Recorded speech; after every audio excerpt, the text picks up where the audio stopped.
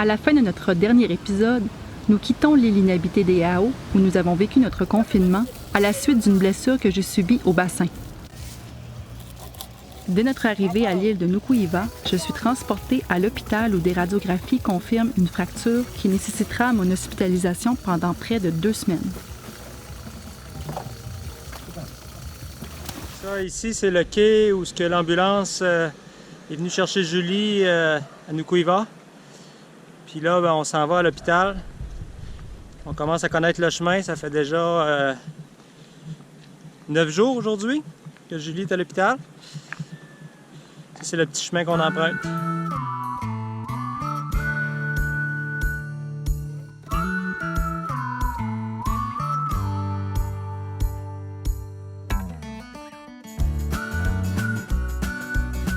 L'hôpital est juste en face là-bas. Il est très bien traité ici. On est chanceux, il n'y a pas eu de COVID aux Marquises, en tout cas pas encore. Donc ça ici, c'est la chambre à Julie. Julie s'est jamais rendue aussi loin encore, après 8 jours. C'est la première fois que je vois. Donc c'est un petit exploit. La première fois que je vois ici. Ouais. On peut voir, il y a même des poules qui se promènent sur l'hôpital. Ça, c'est mon réveil matin. Il me réveille un petit peu tôt. Mon coq. Hey, c'est une grande journée aujourd'hui. Il sort de l'hôpital. Oui, puis des raisins. Ouais. Ça, tu te sens bien, Julie? Ouais. Ouais? Le docteur a autorisé ma sortie. Je vais venir le revoir dans une dizaine de jours à la clinique externe. Ça va bien se passer.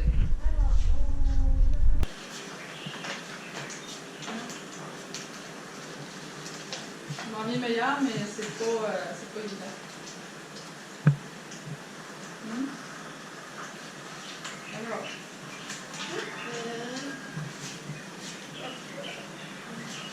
Elle est bonne. Écoute, tu n'étais pas capable de marcher du tout, là, 2 semaines. Ouais. Vas-y tranquillement. Non, mais c'est la sortie de l'hôpital. Et là, pour Julie qui est rentrée, on fait un gros youpi! Julie, t'as fait youpi? Allez, 1, 2, 3. 1, 2, 3, youpi! Un petit visage, tu dis bonjour, Où tu vas ce matin, Victoria? C'est quoi le niveau que tu commences? C'est C2. Puis toi, c'est où tu vas? à l'école. À l'école. Sur quelle île? Nuku'iva? Oui. Toi, t'as-tu hâte? Mhm. Ouais, hein?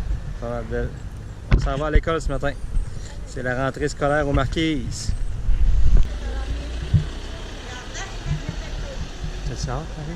Vu la mobilité réduite de l'enseignante à bord ainsi que l'interdiction de navigation interarchipel qui laissait présager une escale de quelques mois à Nuku'iva, nous avons décidé de scolariser nos filles à Taiohae, une expérience qui s'est révélée fort positive pour elles. Comment t'as trouvé ta première journée d'école? Bien. Oui? Toi, Marine? Bien.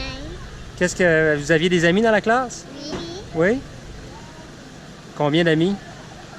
4. Yeah! Pendant les week-ends et les congés du calendrier scolaire, nous en profitions pour sortir les voiles et explorer les magnifiques baies de l'île.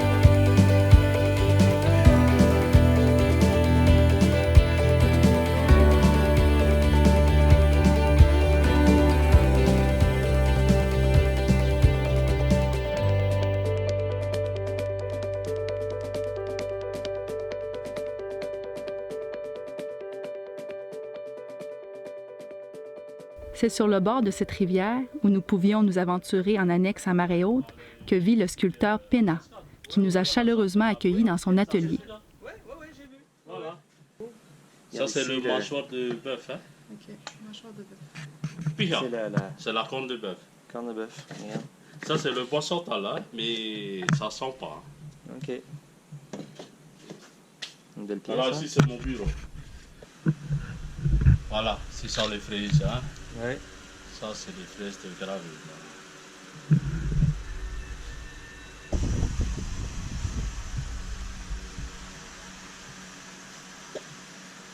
Derrière, hein? Est-ce que vous voulez te mettre en bas, en haut, un peu, voilà.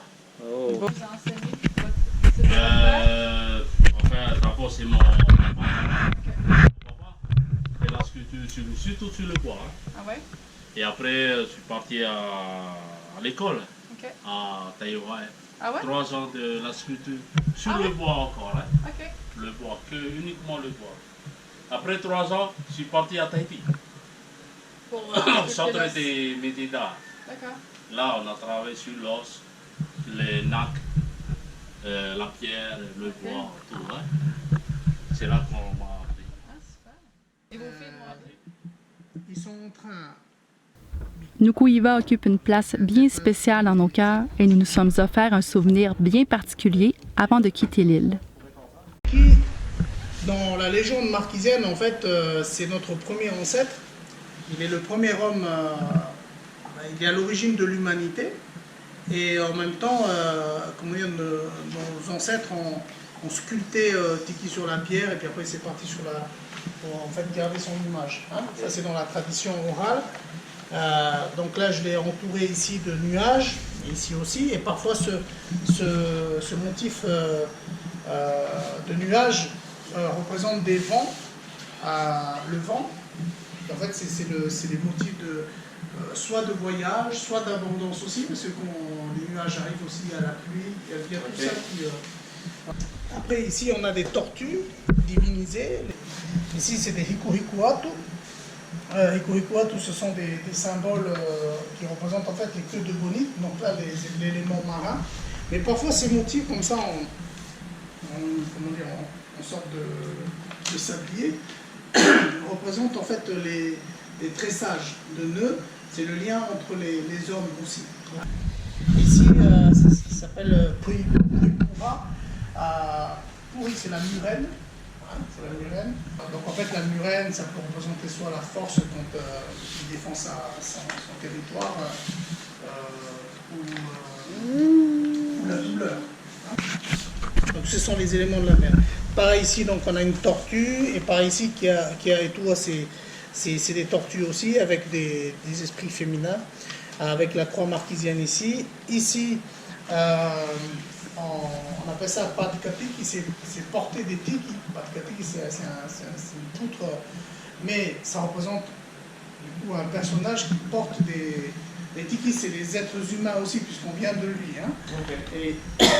Et du coup, ça représente un peu le patriarche, celui qui porte la famille. Hein, ça vous représente vous. Ça peut être soit toi ou soit ta femme. Hein, ici. Et tu peux tourner encore un peu? Oui. Voilà, ici, donc j'ai mis la boussole de cette manière-là, en forme d'étoile, avec des divinités au fond, c'est l'esprit, et entouré de 2 bras, hein, 2 bras qui le tiennent. C'est-à-dire que vous maîtrisez votre chemin. Okay. Hein. Okay. Et 2 branches, je ne sais pas si j'ai... Voilà. Alors ici, c'est un motif sacré, kake. En fait, c'est l'élévation, c'est un peu comme l'ascension en fait, des esprits aussi, c'est l'élévation de l'esprit. C'est un motif sacré en fait aux marquises, qu'on reçoit sur les tatouages. Alors, recevoir un motif de tatouage sacré ne veut pas dire que la personne est sacrée, c'est le motif qui est sacré. Okay. Donc là en fait il y a des esprits, là c'est des motifs de création, c'est le début de quelque chose, ce sont des motifs presque dans l'éclosion aussi, hein, de l'œuf. Hein. Okay. Voilà. Parfois ça représente la naissance et tout ça. Ça s'appelle un matarwata, c'est le regard étincelant qui te permet d'avoir aussi la clairvoyance dans tout ce que tu fais, mais c'est un esprit aussi qui vient te protéger aussi pour ça. Ok. Voilà. Ah, excellent. Bon. Ah, j'aime bien. Ça y est, c'est commencé. Ouais.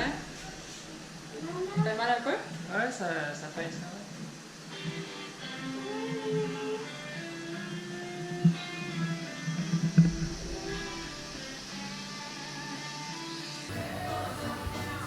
Tac, Yes. tac, tac, tac. Wow! Beau, hein? Beau, hein? J'étais généreux en tiki, sur le même set de tiki. Eh, bravo, hein? Ouais. Bravo à toi. Merci, hein? Continue. Les vagues. Ici, il y a le Hippotété, tu es dedans. Ouais. C'est Ouais. la croix marquisienne ici. J'ai mis une oreille pour l'écoute. Et là, en fait, la moitié d'un visage d'un esprit aussi, pour la protection aussi. Là, c'est le symbole Poka'a, qui symbolise la fécondité. Ces deux personnages ici, on va dire que ce sont tes parents, ton père, ta mère. Et puis ici, vous deux, Jean et toi, avec vos filles ici. Ok. Hein? La remonta. Puis ici, pareil, là, Le vent. ce sont les nuages, le Ouais, vent. les nuages. C'est aussi la nature. Parce qu'on n'a pas le mot pour Ouais, la ouais. nature, on vient de le créer d'ailleurs en marquisien. Mais voilà. Et après ici, il y a un regard qui se fait un peu aussi en oreille, en décoration. Voilà. L'interdiction de navigation interarchipel étant levée, nous quittons les îles Marquises au mois de juin 2020 pour nous diriger vers l'archipel des Tuamotu, qui fera l'objet de notre prochain épisode.